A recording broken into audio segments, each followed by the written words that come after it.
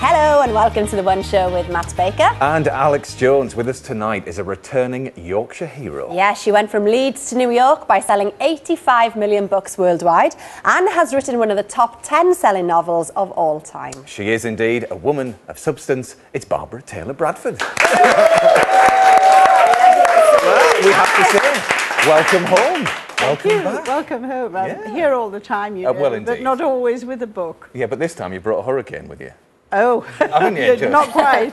Well, it skirted the middle of Manhattan and hit the bottom of Manhattan, and the meatpacking district was underwater, but we didn't have a drop of rain, and we live on the East River, right overlooking the East River. It was fine. We had rain, but not in the apartment. But I mean, it seems from the pictures that we were seeing, everybody was prepared, though. Yes, and the mayor closed the bridges and tunnels so that nobody could get in on Saturday, and I had nobody to help me unpack two people's suitcases, mine and my husband. We'd been on vacation and repacked to come here. So I was surrounded with clothes all weekend, but not the hurricane, really. But you got back in time anyway. You look I got back tonight. in time. You Thank got you. the right outfit anyway. Well, it may not be a hurricane over here, but there's some very strong winds around the country at the moment. Well, Barbara, are fuel prices a hot topic in Manhattan?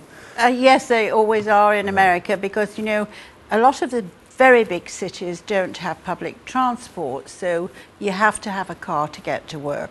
So that's why there's always this grumbling, if you like, about fuel prices. Well, you're over here to talk about your brand new book, Letter from a Stranger. Now, on the cover here, the Sunday Times describe you as the queen of the genre. But what genre would you say that you're the queen of? Well, it's not romance, although there is romance in it. It's not mystery or detective, but there's a lot of mystery in it. I write mainstream fiction for women, and I think that's the best way I can describe it. But I have a lot of male readers, because the books are often quite dark. This is pretty, the cover, it's beautiful, it's elegant. Needs a bit more blue on it, really, maybe, for the boys. There. You know, no, I thought that was orange, orange right? Is that what they say? One Day, isn't it? That was called One Day. It's got its dark side, this book, because it goes back to Nazi Germany.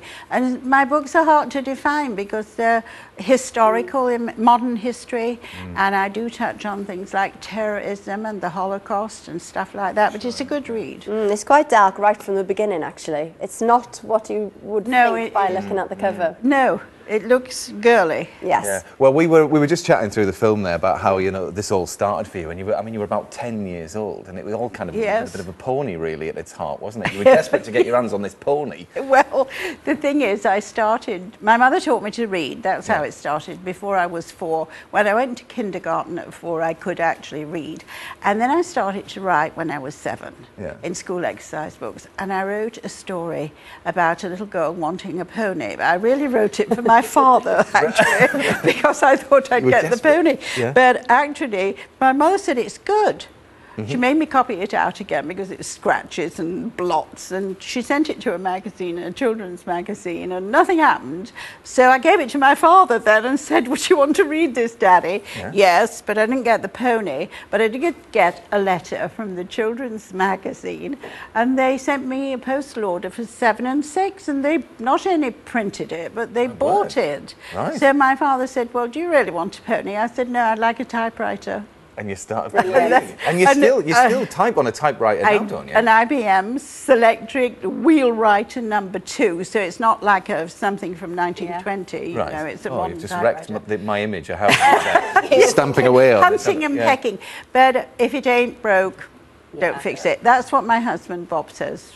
Don't worry about the computer. If that's the way you want to do it that way. Yeah, whichever way suits you. So you were a paid writer at 10 years old, but you still left school at 15 and a half and went to be a typist at the Yorkshire Evening Post, wasn't it? That's right, yes. And then 5 years later, became the editor of Women's Own. So how did that work then? That's a jump, isn't it? I became, at 18 and a half, the women's page editor of the Yorkshire Evening Post, having gone as a typist, becoming a reporter and so on. Then I went to work in Fleet Street, but I was fashion editor, not the editor, fashion editor of Woman's Own, and lasted a year because I really was a newspaper woman, and I got myself a job on the London Evening News. And I'm still a journalist. I just wrote a piece on the royal wedding for the Telegraph, the Sunday Telegraph, so I call myself a journalist. Yeah. And you mentioned your husband Bob there, I mean, a TV producer, and he's made 10 books into these mini-series. So how does your working relationship work there? Are you quite, you know? Well, he always says to me, we're making a movie, not a book. Right. But actually, it's because he's my husband that he gets the book on the screen. You know, a lot of producers buy a book, keep the title and throw the contents away, but not Robert Bradford. He does make the book as much as he can get on the screen. And 10, yes, including A Woman of Substance. Wonderful. Well, Barbara's new book, A Letter from a Stranger, is out on Thursday. Yes. Now, for decades, the only way to see one of our most spectacular